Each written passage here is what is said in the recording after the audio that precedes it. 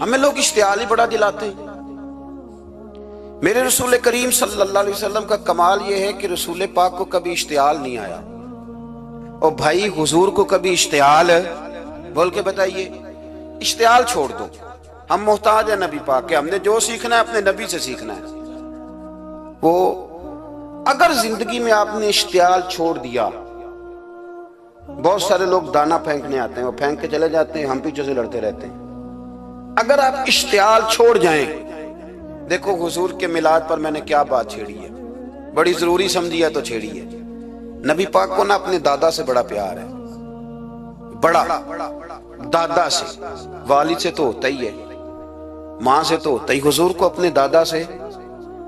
بخاری شریف میں حدیث ہے، جناب ابو سفیان رضی اللہ تعالیٰ عنہ حدیث کے راوی ہیں، فرماتے ہیں کہ جنگ میں حضور کے ساتھ تھا فتح مکہ کے بعد، تو کافروں نے بڑا شدید حملہ سامنے سے کر دیا۔ فرماتے ہیں جب انہوں نے شدید حملہ کیا تو مسلمان تھوڑے پیچھے ہٹے، ارادہ یہ تھا کہ نئی منصوبہ بندی کے ساتھ آگے بڑھیں گے۔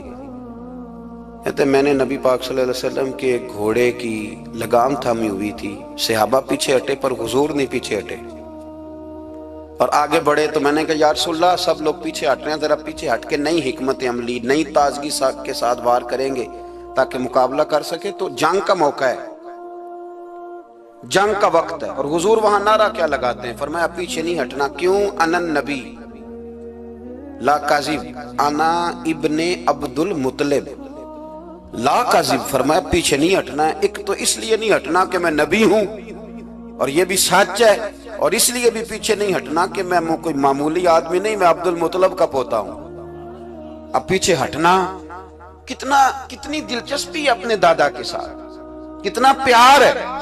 ضروری نہیں دادا پی ایچ ڈی ہو تو پھر ہی پیار کیا جائے، یہ بھی ضروری نہیں کہ دادا کروڑ پتی ہو تو پھر بھی پیار کیا جائے، یا دادا پیر ہو، صوفی ہو، عالم ہو تو پھر ہی پیار کیا جائے۔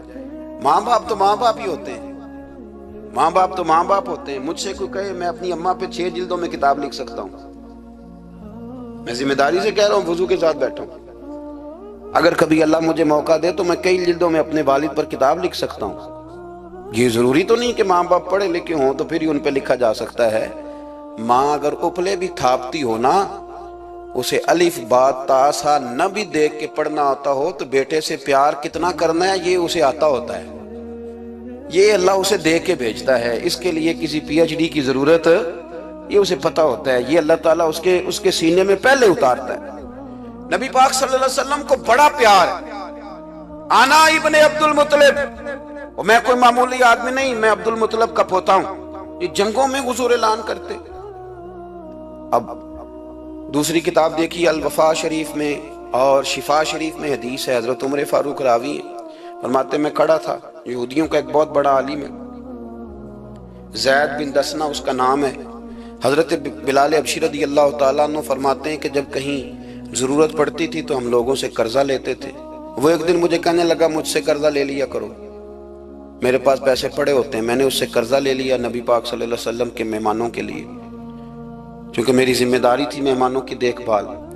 آپ فرماتے ہیں کہ ابھی اس کے حضرت عمر فرماتے ہیں کہ وعدے میں 3 دن باقی تھے، میں حضور کے ساتھ تھا، وہ عالم تھا یہودیوں کا، تورات جانتا تھا، تو چوک میں اس نے کھڑا کر لیا اور کھڑا کر کے کہنے لگا نبی کریم صلی اللہ علیہ وسلم سے کہ میرے پیسے دیں۔ تو حضور صلی اللہ علیہ وسلم نے فرمایا کہ ابھی تو 3 دن باقی ہیں وعدے میں، انشاءاللہ وعدے پہ دے دیں گے، میں نے جو مضمون چھیڑا ہے وہ میں نے مکمل کرنا ہے، آپ میری بات پہ توجہ کرنا۔ میں کہہ چکا ہوں کہ حضور کو دادا سے بڑا ہی پیار ہے۔ اب وہ یہودیوں کا عالم کیا کہتا ہے نبی پاک کو، تانا کس طرح دیتا ہے، معاذ اللہ ثم معاذ اللہ، نقل کفر نہ باشا۔ جب حضور نے کہا نا ابھی 3 دن باقی ہیں تو کہنے لگا جی معاذ اللہ ثم معاذ اللہ، پھر معاذ اللہ، کروڑ دفعہ معاذ اللہ۔ کہنے لگا جی عبد المطلب کی اولاد کا طریقہ یہ ہے، پیسے لے لیتے ہیں پھر واپس نہیں کرتے، ہے نا اشتعال والی بات۔ یعنی ویسے ہی آپ کسی کو کہیں کہ تیرے دادے کی اولاد شاری کا طریقہ ہی وہ گرم ہو جائے گا، اور اگر یہ کہہ دیا جائے اس ذات کے بارے میں جس سے آپ پیار بھی عشق کی حد تک کرتے ہوں، تو اب تھپڑ تو بنتے ہیں نا 4، اب ڈنڈا تو بنتا ہے نا۔ لیکن میرے نبی پاک اشتعال میں نہیں آتے تھے، مزاج نہیں تھا رسول کریم کا۔ نبی کریم صلی اللہ تعالی علیہ وسلم اتنی بڑی بات کر دی کہ حضرت عمر کہتے ہیں میں نے یوں کر کے تلوار پہ ہاتھ رکھا اور نکال لی نیام سے باہر، گردن اڑاؤں گا اس گستاخ کی۔ رسول کریم نے فرمایا عمر یہ تو کیا کر رہا ہے؟ تیرے تو ذمہ یہ تھا کہ تو اسے نرمی کا کہتا اور مجھے پیسے دینے کا کہتا، اب اس طرح کر، اسے فلاں جگہ لے جا، وہاں کھجوریں پڑی ہیں تول کے دے دے، چل 2 کلو زیادہ بھی دے دینا۔ حضرت عمر فاروق رضی اللہ تعالیٰ عنہ کہتے ہیں میں نے کہا حضور زیادہ کس بات کی، میں تو پوری بھی ذرا ناپ تول کے دوں گا، اور احتیاط سے کس بات کی زیادہ، اس نالائق کو زیادہ دوں؟ تو حضور فرمانے لگے زیادہ اس لیے دینی ہے کہ تو نے اسے ڈانٹا ہے، تو نے تلوار دکھائی ہے، اب 2-3 کلو زیادہ دینی۔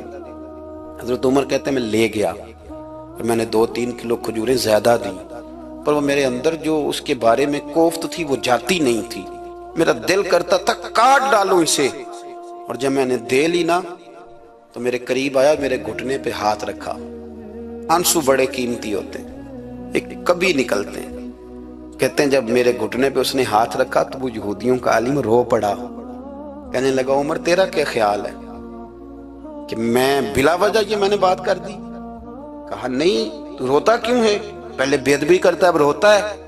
تو کہنے لگا عمر میں کوئی معمولی آدمی نہیں، میں پڑھا لکھا بندہ ہوں، معمولی ہوتا تو جلدی مان جاتا، میں تورات کا، انجیل کا، زبور کا عالم ہوں، میں نے آخری نبی کی ساری صفتیں اپنی کتابوں میں پڑھی ہیں، میں نے ساری باتیں چھپ چھپ کے نبی پاک میں دیکھ لی تھی، ایک بات میں نے حضور کی آزمانی تھی ابھی، وہ یہ تھا کہ نبی پاک کے سامنے جتنی بھی جہالت کرو گے نا، اللہ کے رسول کا علم اس پر غالب آ جائے گا، حضور کا صبر اس پر غالب آئے گا۔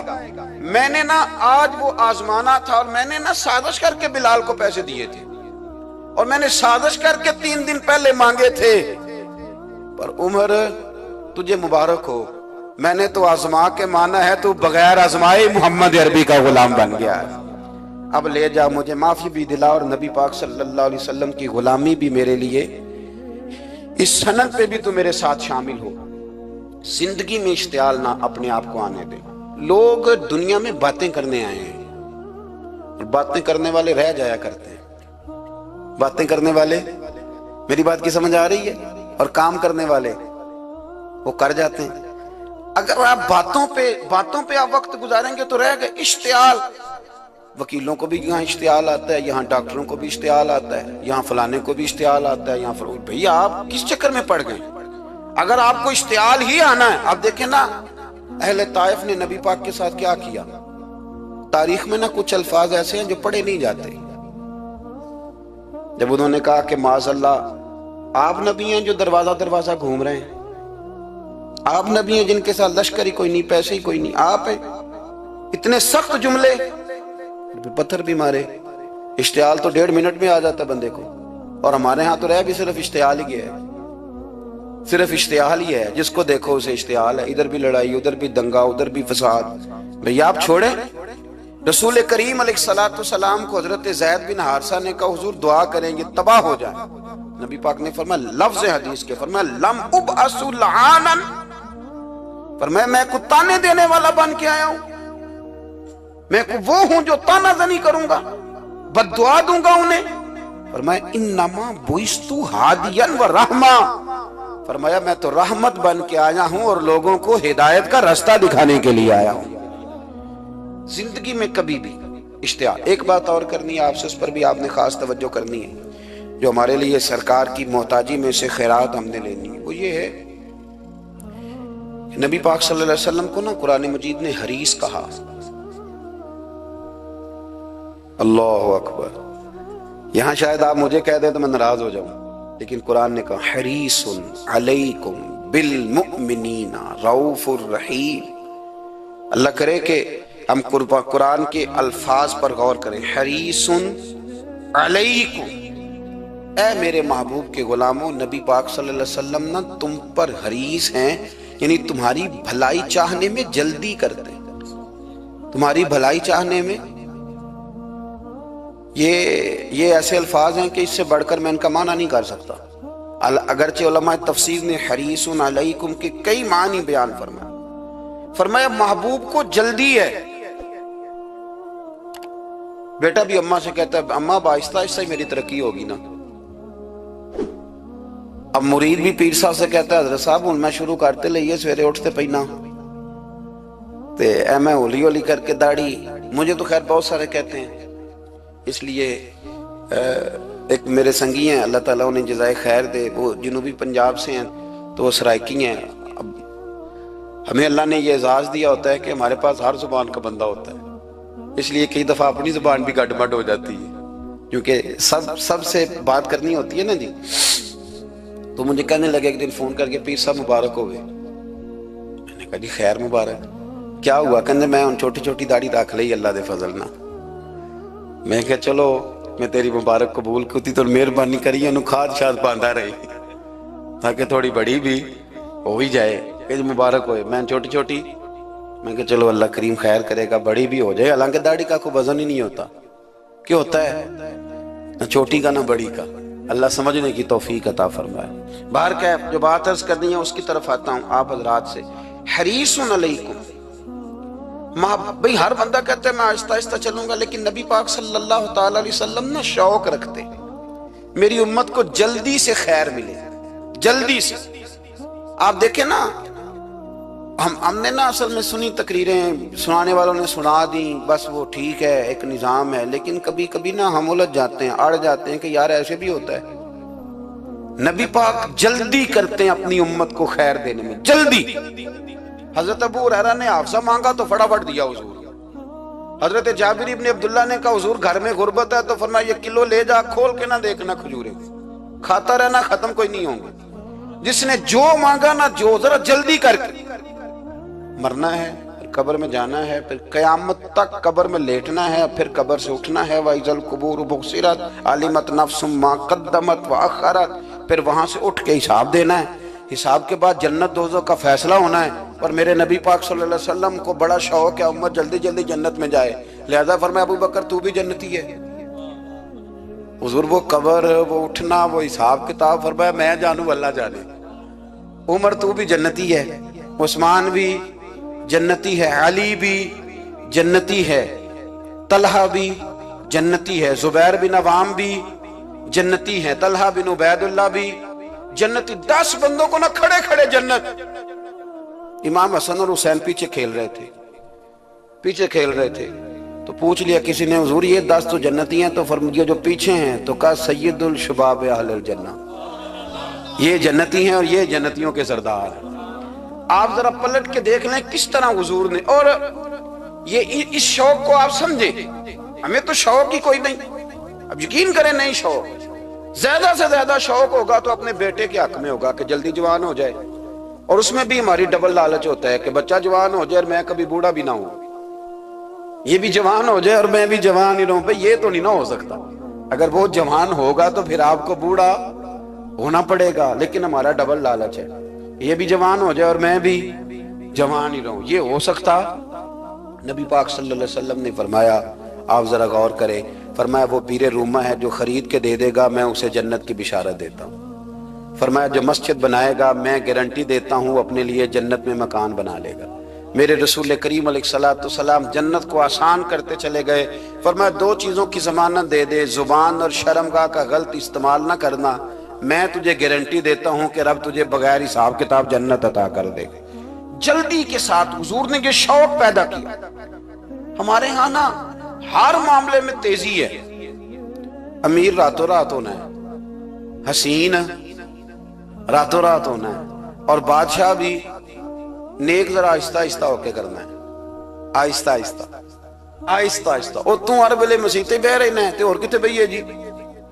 بھئی مسجد اللہ کا گھر ہے، تیرے گھر بیٹھتے تو 2-3 دن زیادہ بیٹھتے، تو نے کہنا تھا کوئی اور کام بھی کریا کر، اللہ کے گھر بیٹھے ہیں تو یہاں بھی تجھے اعتراض ہے، کدھر جا کے بیٹھے، کدھر بیٹھے جا کے؟ ہمارا ایک پیر بھائی تھا، اللہ اکبر، تو حضرت صاحب کے پاس آ کے نا کسی نے شکایت لگائی اس کی کہ اس کے گھر والے کہتے ہیں تیار والے پیران کو لے بیٹھا رہنا ہے، تو سب ہنس پے، فرمان لگے ایک باری پھر گل کری، کہتا جو کہتے ہیں ہر وقت پیروں کے پاس بیٹھ رہتا ہے، فرمایا یار بڑا مزہ ہے، ایک باری پھر کری۔ تو وہ جب حضرت صاحب کو مزہ آتا تھا تو ہمیں مفت میں آنا شروع ہو جاتا تھا، تو یہ تو بڑی بات ہے نا جی کہ کوئی کسی اللہ والے کے پاس بیٹھتا ہے۔ میری بات کو سمجھ لیں، جلدی کرتے رسول کریم، ہمیں بھی تھوڑی جلدی کرنی چاہیے نبی پاک کا غلام بننے۔ صحابہ نے بڑی جلدی کی، آپ یقین کریں 1 منٹ بھی دائیں بائیں نہیں، بس آج حکم آیا، آج ختم، آج ہی عمل ہوگا، کل پرسوں ترسوں کی بات کوئی نہیں۔ ساری دنیا جاتی ہے نا مدینہ شریف اور جا کے دیکھتی ہے مسجد قبلتین، 2 قبلوں والی مسجد۔ یار بڑا مشکل کام ہے، بڑا مشکل کام ہے۔ لوگ کہتے ہیں پہلا تسی این جاندے سو، اب یہ کہنا شروع کر دیے بڑا مشکل کام ہے۔ حضور نے 4 رکعتوں والی نماز 2 ادھر منہ کر کے پڑھائی اور پھر 2 رکھتے ہیں، اور یار مشکل ہے کام، بڑا مشکل۔ یہاں تو میرے بھائی پگڑی کا سٹائل بدل ناراض ہو جاتے، اور میرے رسول کریم صلی اللہ علیہ وسلم نے کعبے کا رخ ہی پھیر لیا تو سلام کے بعد صحابہ نے سوال نہیں کیا۔ کسی نے پوچھا کل تم نے 2 ادھر پڑھی تھی، آج 2 ادھر پڑھی، انہوں نے کہا ہم نے قبلہ نہیں دیکھا، ہم نے تو یہ دیکھا امام کدھر جا رہا ہے۔ حاجیو آؤ شہنشاہ کا روضہ دیکھو، کعبہ تو دیکھ چکے، اب کعبے کا بھی کعبہ دیکھو۔ جلدی کریں، وقت بڑا تھوڑا ہے، بیماری فٹافٹ آ جاتی ہے، کچھ پتہ نہیں چلتا، کمزوری فٹافٹ آ جاتی ہے، کچھ پتہ نہیں چلتا، بہت سارے حالات ہیں جو جلدی خراب ہو جاتے ہیں۔ نبی پاک صلی اللہ تعالی علیہ وسلم نے اپنی امت کو بڑی ساری خیر اللہ سے لے کے دی، ہمارا دین بڑی جلدی مکمل ہوا، 23 سالوں میں مکمل دین حضور نے ہمیں عطا فرمایا۔ اور پھر ایک اور مزے کی اور لطف کی بات یہ کہ ایک ہے کہ جنگیں بھی ہو رہی ہیں، ہم کہتے ہیں جی آرام سے بیٹھیں گے تو دین کی بات کریں گے، جنگیں بھی جاری ہیں، بدر ہے، احد ہے، آخر دم تک۔ جس دن سرکار کا وصال ہوا اس دن بھی نبی پاک صلی اللہ علیہ وسلم نے لشکر روانہ کیا، اس دن بھی لشکر روانہ کیا، جنگیں بھی ہو رہی ہیں، اور ساتھ ساتھ رسول پاک نماز، عبادت، تہجد، مسواک، شریعت، دین، تقوی، پرہیزگاری، ان ساری باتوں کا درس بھی بیان فرما رہے ہیں۔ ہم کہتے ہیں جی وہ فلانے حالات ٹھیک ہو جائیں گے کاروباری تو پھر میں مسجد ہوں۔ بھئی حالت جنگ میں بھی جنگ بھی چلتی رہتی تھی، تہجد بھی چلتی رہتی تھی، وہاں یہ حال تھا کہ وہاں پریشانی بھی چلتی رہتی تھی اور درود و سلام بھی چلتا رہتا تھا۔ میرے رسول کریم صلی اللہ علیہ وسلم کے غلاموں، اپنے زندگی میں ناکام وہ لوگ وہ جنہوں نے وقت ضائع کیا، وقت نہیں ضائع کرے۔ ایک آدھ بات حضور غوث پاک کی عرض کرتا ہوں۔ حضور غوث پاک رضی اللہ تعالیٰ عنہ نے نبی پاک صلی اللہ علیہ وسلم کی اتباع میں وقت گزارا ہے۔ کچھ بندے اللہ کے بڑے خاص ہوتے ہیں، حضور غوث پاک رضی اللہ تعالیٰ عنہ کو اللہ نے اعزاز عطا فرمایا، شان عطا فرمائی کہ غوث اعظم درمیان اولیاء جو محمد درمیان انبیاء۔ اس طرح نبیوں میں رسول کریم کا مقام ہے نا، اس طرح ولیوں میں غوث پاک جیلانی کا مقام ہے۔ حضور غوث پاک رضی اللہ تعالیٰ عنہ کو اللہ نے کئی اعزازات دیے۔ سب سے بڑی بات یہ کہ اللہ نے انہیں کرامات عطا کی۔ کرامت دین کا پورا ایک حصہ ہے۔ ہمارے یہاں نا لوگ کہتے ہیں اخلاق بیان کریں جی، وہ کہتے کیا تھے، کرامت کیا ہوتی؟ بھئی کرامت تو قرآن پاک نے بیان فرمائی۔ آصف بن برخیہ جناب بلقیس کا، ملکہ بلقیس کا تخت لائے تھے، یہ اللہ نے کیوں آیت نازل کی قرآن پاک میں؟ وہ قصہ کہانی ہے کہ وہ جی تخت لائیں، یہ کیوں بیان کی؟ اور تخت آیا کس طرح آیا؟ انہوں نے کہا کہ آنکھ جھپکنے سے پہلے آ جائے گا، پھر آیا کہ نہیں آیا؟ ان سے پوچھا یہ کیسے آیا؟ کہنے لگے ھذا من فضل ربی۔ او سنگیو، صرف حضرت سلیمان علیہ السلام کا امتی تخت لا سکتا ہے، نبی پاک کا غلام نہیں لا سکتا؟ یار آپ نے کرامت کا انکار کر کے اپنے آپ کو کمزور کر لیے۔ اور نہیں جی نہیں، یہ کیسے ہو؟ کیا مطلب ہے اس کا؟ آپ سورہ نمل روز پڑھیں اور جناب سلیمان علیہ السلام کے امتی کی شان بیان کریں کہ وہ آنکھ جھپکنے سے پہلے 80 گز اونچا، 80 گز چوڑا، 80 من وزنی تخت آنکھ جھپکنے سے پہلے لے آئے۔ کسی بندے کا ایمان خراب نہیں ہوتا۔ اور میرے غوث پاک جیلانی، یہ وہ بندے ہیں جن کے بارے میں نبی پاک نے فرمایا کہ میری امت کے علماء بنی اسرائیل کے نبیوں کی طرح ہیں، امتیوں کی طرح نہیں۔ کن کی طرح؟ نبیوں کی طرح، نبیوں کی طرح۔ حضرت غوث پاک رضی اللہ تعالیٰ عنہ، ہم کو ملانگ لوگ نہیں ہیں الحمدللہ تعالی، ہم تو غوث پاک کی کرامت بھی مانتے ہیں پر قرآن و سنت کی اینک لگا کے مانتے ہیں۔ یہ میری بات سمجھ لیں۔ حضرت غوث پاک رضی اللہ تعالیٰ عنہ طالب علموں کو سبق پڑھا رہے تھے، تو سبق پڑھاتے پڑھاتے نا ہاتھ آگے بڑھایا تو اچانک ہاتھ واپس آیا تو گیلا ہو گیا تھا سارا۔ تو شاگرد بھی بڑے سیانے ہوتے ہیں، انہوں نے سبق چھوڑ دیا، استاد جی کے گیلے بازو کو دیکھنا شروع کیا، حضور یہ کیا ہے؟ تو غوث پاک بھی غوث پاک تھے، ہر بندے کا ہاضمہ اتنا اچھا نہیں ہوتا کہ اس کو ہر بات ہضم ہو جائے، کئیوں کو بد ہضمی بھی بڑی سخت ہوتی ہے، کھٹے کھٹے ڈکار آتے ہیں بات سن کے، کانوں سے دھواں بھی نکلتا ہے کئی دفعہ۔ تو انہوں نے پوچھ لیا فٹافٹ کہ حضور یہ کیا ہوا؟ تو غوث پاک کو پتا تھا کہ سب کا ہاضمہ ٹھیک ہے، میاں صاحب نے بھی کہا تھا خاصاں دی گلامہ آگے نہیں مناسب کرنی۔ اگلا شعر میں نہیں یہ پڑھنا کیونکہ زیادہ ڈاڈ ہے تو میں ادھر ہی رہتا ہوں، اتنا ہی کافی ہے کہ خاصاں دی گلامہ آگے نہیں مناسب کرنی۔ انہوں نے کہا حضور یہ کیا ہے؟ تو آپ فرمانے لگے تمہارے والی بات نہیں۔ اللہ اکبر۔ ابھی سبق پورا ہو رہا تھا تو بندے دوڑے دوڑے آ گئے اور انہوں نے نعرے لگانے شروع، یا غوث یا غوث یا غوث۔ لوگ کہتے ہیں غوث پاک سے ملتا نہیں، میں کہ ٹھیک آندے انہوں نہیں نہ ملیا، جنہوں ملیا اس تے رولا پانا نہ بڑا ملیا ہے بڑا ملیا ہے بڑا ملیا، اپنا اپنا معاملہ نا۔ کسی نے کہا حضور کچھ نہیں دیتے، تو کسی نے کہا میرے کریم سے گر قطرہ کسی نے مانگا، دریا بہا دیے در بے بہا دیے، جس کو ملا ہے وہ تو شور کرے گا۔ تو تھوڑی دیر کے بعد ہی بندے پہنچ گئے، انہوں نے آ کے یا غوث کے نعرے بھی لگائے، وہ مچلے بھی، وہ روئے بھی، وہ قدم بھی چومے، اپنے مقدر پہ ناز بھی کیا۔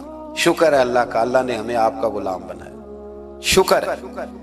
تو طالب علموں نے پوچھا ہوا کیا؟ کہنے لگے کشتی میں بیٹھے تھے تو ڈوبنے لگی تھی، تو ہم نے کہا کہ ہم تو غوث پاک کے ماننے والے ہیں، تو پھر حضور غوث اعظم کا دست مبارک نمودار ہوا ہے اور کشتی کو پکڑ کے کنارے لگا دیا ہے، کشتی کو پکڑ کے کنارے لگا دیا ہے۔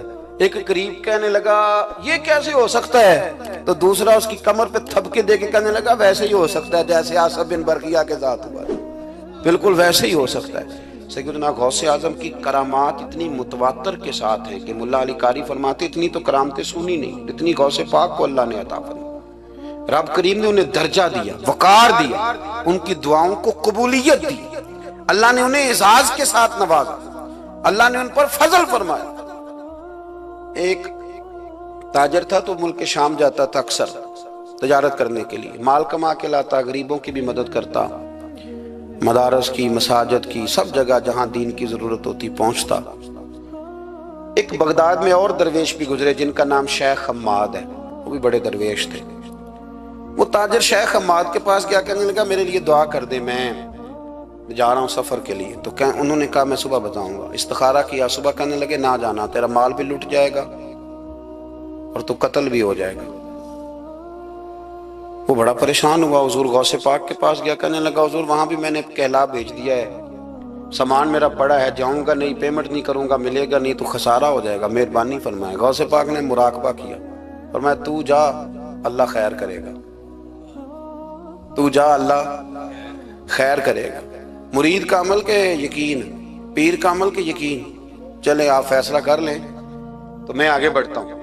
حضرت غوث اعظم رضی اللہ تعالیٰ عنہ نے مرید سے کہا تو جا اور اللہ خیر کرے گا۔ وہ گیا، کہتے میں نے پیمنٹ کی، مال لیا، واپس آیا، گھوڑوں کا سفر تھا، رستے میں رات کو ایک جگہ سویا، خواب دیکھتا ہوں، خواب میں ڈاکو آ گئے، انہوں نے پہلے مال لوٹا پھر مجھے قتل کیا، اور جب میرے گردن پر انہوں نے خنجر چلائی، خواب دیکھ رہا ہوں تو میری فٹافٹ آنکھ کھل گئی، اور جب میری آنکھ کھلی تو میں اسی وقت ہی رخت سفر باندھا، سر پٹ گھوڑے دڑائے، کچھ رات کو کچھ دن کو، سویرے بغداد پہنچ گیا۔ کہتے خیال تھا کہ پہلے غوث پاک کے پاس جاؤں گا، لیکن پہلے شیخ حماد سے ملاقات ہو گئی، میرا چہرہ دیکھا، پریشان تو دیکھ کے مسکرائے، فرمانے لگے بھی تیرا پیر بڑا شاندار ہے، تیرا پیر بڑا شاندار ہے۔ وہ کام جو حقیقت میں ہونا تھا نا، حقیقت میں انہوں نے دعا کی ہے تو رب کریم نے اسے خواب بنا دیا ہے، ان کی دعا کی برکت سے اللہ نے اسے۔ اب میں بات مضبوط کرنا چاہتا ہوں تو میں ایک حدیث پاک بھی پڑھ دوں۔ لوگ کہیں گے جی مرنے والا بھی بچ جاتا ہے، عمر بھی بڑھ جاتی ہے، مشکات کی حدیث ہے، ترمذی میں بھی موجود ہے، نبی پاک صلی اللہ علیہ وسلم نے فرمایا ہے اگر تم چاہتے ہو رزق بھی بڑھ جائے، عمر بھی لمبی ہو جائے، تو اپنے رشتہ داروں سے اچھا سلوک کرو۔ اس کا مطلب ہے کہ عمر بڑھ جاتی ہے، موت کچھ وقت کے لیے ٹل بھی جاتی ہے۔ حضور غوث پاک کو اللہ نے بڑا اعزاز دیا، بڑی کرامات دی، آپ فرمایا کرتے تھے میں نے 40 سال اپنے رب کو راضی کیا ہے مصلی پہ بیٹھ کے. تو میرے مالک نے پھر پوچھا ہے کہ عبد القادر کچھ مانگ لے، کوئی بات کر لے. تو سیدنا غوث اعظم رضی اللہ تعالیٰ عنہ فرماتے ہیں کہ میں نے پھر اپنے رب کریم کی بارگاہ میں عرض کیا مالک جو قیامت تک مجھ سے محبت کرے فضل کرنا اسے بغیر توبہ کے موت نہ دینا. تو میرے رب نے میری اس دعا کو شرف قبولیت عطا فرمایا کہ جو مجھ سے پیار کرے گا، میرا نام لے گا، وہ بغیر توبہ کے نہیں مرے گا. جنات بھی آپ کی بارگاہ میں حاضر ہوتے ہیں.